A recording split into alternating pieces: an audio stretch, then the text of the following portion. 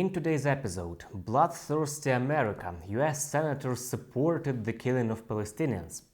Kyiv armed Hamas. Ukraine used the grain deal to ship NATO weapons to the Middle East. Kyiv exports Ukrainian children abroad for pedophiles and organ harvesting. Our analytical team at Detector Media is on constant watch, tracking the spread of the boldest fakes from Kremlin propaganda. I'm Vadym Miskyi, and for the next 10 minutes I'll guide you through the key facts. Let's get started. The US senators supported the killing of Palestinians. This manipulative message was being circulated by Kremlin propagandists who have taken the words of Democrat Bernie Sanders out of context. The American politician said that Israel's response to Hamas terrorists was justified. Israel is at war with Hamas. They should be at war with Hamas. But here's what my worry is. Gaza is about 2 million people. It's a very encircled, trapped people. Half of those people are children. Are we at war with 5-year-old children in Gaza? I hope not. So how you fight this war to destroy Hamas, that's appropriate. But we don't want to, in the process, I think, be harming thousands of children. And it's already happening. But we don't want to see it. I mean, we don't want to see that get worse. You're right. I mean, children have already been killed. But to go after Hamas is appropriate and right. But we have to do everything we can to protect the children. The worst crime against Jews since the Holocaust. This is how Israeli Prime Minister Benjamin Netanyahu described the Hamas attack. According to him, there are survivors of the Nazi regime among the hostages currently being held by the Palestinians in the Gaza Strip. The Prime Minister called on the world to help Israel destroy Hamas. Hamas wants to keep them there as a human shield and prevent the people from leaving and getting out of harm's way. It's important that the entire world understands this. The responsibility for the civilians who are there, both the abducted people and both the people who are kept there at force, the citizens of our country and the citizens of dozens of countries, and the Palestinian civilians themselves, that responsibility sits squarely on the shoulders of the Hamas war criminals. They're committing a double war crime, attacking civilians, hiding behind civilians as human shields. The entire world should condemn it and should support Israel in its just war. I would like to point out that the Israeli Defense Forces warned the civilian population of Gaza to evacuate the war zone. The military dropped leaflets from airplanes urging people to move south. We are targeting Hamas's military machine. We don't want to see innocent civilians caught up in the crossfire. I'd like to be able to tell you at Sky News that we can promise there won't be a single civilian hurt in this war. But you know that's impossible. There hasn't been a war in modern history where civilians haven't been caught up in the crossfire. But what I can say as the representative of a democratic society, we will make every effort to minimize civilian casualties. Hamas, however, does the opposite. When we ask Palestinians to leave combat areas... You may want to do that, but it is not happening. It is not Why do you say that? Because you believe Hamas propaganda that Israel is responsible for these deaths? That's the basis of your... Are you saying that every image we see on our television screens... To recap, the Islamist group Hamas attacked Israel on October 7. Over 1,300 people, most of them civilians, were killed in the attack. Jerusalem responded by bombing the Gaza Strip. More than 1 million residents of the enclave have been displaced. Ukraine used the grain deal to ship NATO weapons to the Middle East. As a result, Western weapons supposedly found their way into the hands of Hamas. This is yet another fake created by Russian propaganda. As a part of the grain deal, all ships on their way to and from Ukrainian ports were inspected for prohibited cargo by members of the Joint Coordination Center, which included Russian representatives. There have been no accusations of arms smuggling against Ukraine by the inspectors. The main intelligence directorate of the Ministry of Defense of Ukraine reported that Russian special services have already handed over so-called trophy weapons to Hamas representatives, meaning weapons captured in combat. These arms were manufactured in the USA and the EU. By spreading such fakes, Kremlin propagandists are trying to discredit the grain deal and Ukraine in the eyes of its Western partners. Никакого влияния на продовольственную безопасность развивающихся стран, прекращение Черноморской инициативы из-за того, что российская ее часть вообще не выполнялась, не оказала.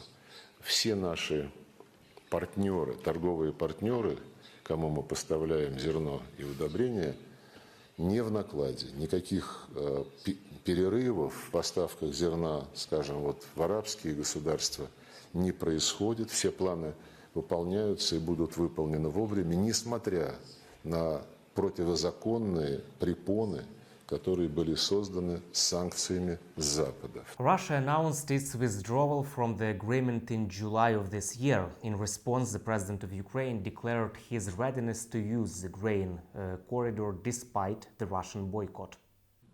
Since the start of the full-scale war, the Ukrainian ports in the Black and Azov Seas have been blocked by Russia. Until now, our ports on the Danube River remain the target for missiles and drones. And it is a clear Russia's attempt to weaponize the food shortage on the global market in exchange for recognition for some, if not all, of the captured territories. Russia is launching the food prices as weapons. The impact spans from the Atlantic coast of Africa to the Southeast Asia, and this is the threat scale. And I would like to thank those leaders who supported our Black Sea Grain Initiative and program Grain from Ukraine. Thank you so much. Currently, the grain corridor passes through the territorial waters of Romania, Bulgaria and Turkey. The West is interfering in the Russian presidential elections. Such a manipulative claim was spread by Kremlin propagandists after a resolution from the Parliamentary Assembly of the Council of Europe. The resolution recognized Putin as illegitimate after the conclusion of his current presidential term.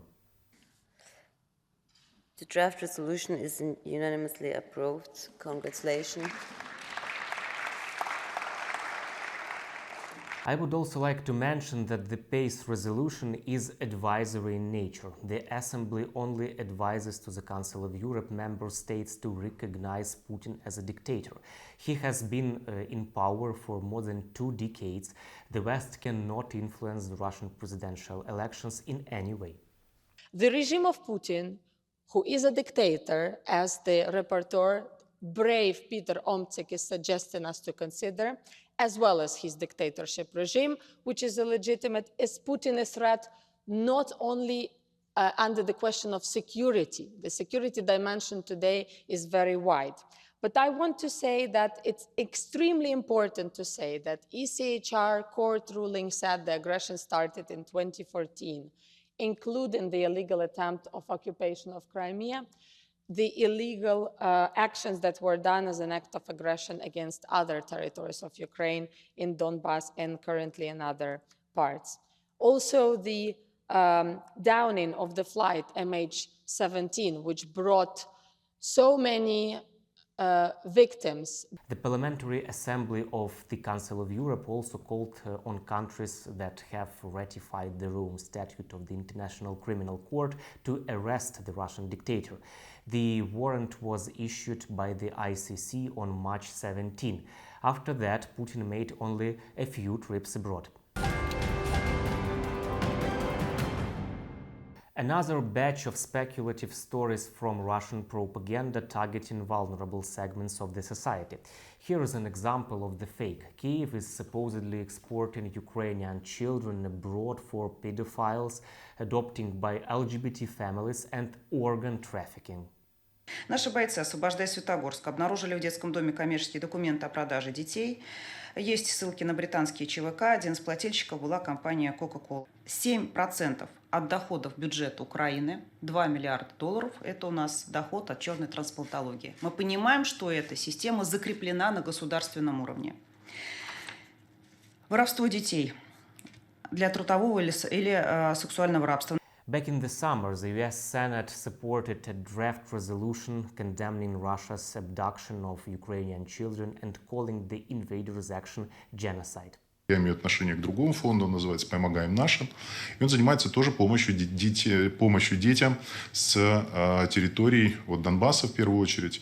И в очередной раз, когда мы привезли более 100 детей вместе с мамами в Подмосковье, то есть на следующий же день одна из таких структур Соединенных Штатов, финансируемая Госдепом США, она опубликовала, сказала, что российские благотворительные фонды, российские чиновники или политики, они занимаются тем, что воруют украинских детей. According to the president of Ukraine, we know for sure that more than 19,000 children have been kidnapped by Russians.